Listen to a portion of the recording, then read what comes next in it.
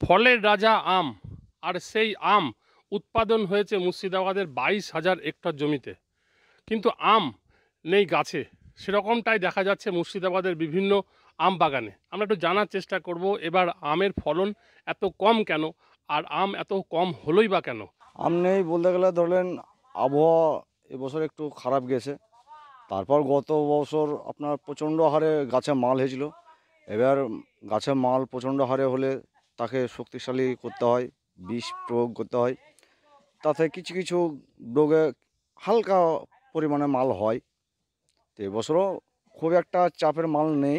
আমরা ওই ধারে খারাপের লেগে জন্য হয়নি, ওই ধার ভালো ছিল না, বুঝতে পারলেন তো, রোদ বৃষ্টি নাই, ওর জন্য আমটা ফলন নেই। ঠান্ডাটা বেশি ছিল, ঠান্ডাটা বেশি কারণে আমটা হয়নি। কুড়ির ইনিশিয়েশনটা কিন্তু ভেতরে অনেক আগেই হয়ে যায়, এরপরে অপেক্ষা করে কতক্ষণ ওই তাপমাত্রাটা পাচ্ছি তারপর বাস্ট হবে, কিন্তু সেটারও একটা নির্দিষ্ট সময় আছে। এই সময়টা পেরিয়ে যাওয়ার জন্য বেশিরভাগ ক্ষেত্রেই বার্ড স্টেজেই থেকে গেল, সেটা আর কিন্তু ফুল হিসাবে ফুটলো না, তাপমাত্রাটা যেহেতু পেলো না।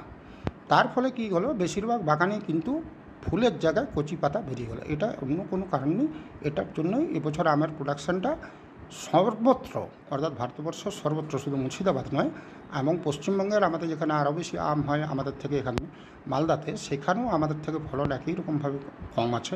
আম চাষিরা যেটা জানাচ্ছে সেটা হচ্ছে অতিরিক্ত ঠান্ডা, অর্থাৎ ঠান্ডা বেশি দিন থাকার কারণে কিন্তু মুকুল ফোটেনি, যার ফলে কিন্তু আমের ফলন এবার হলো না।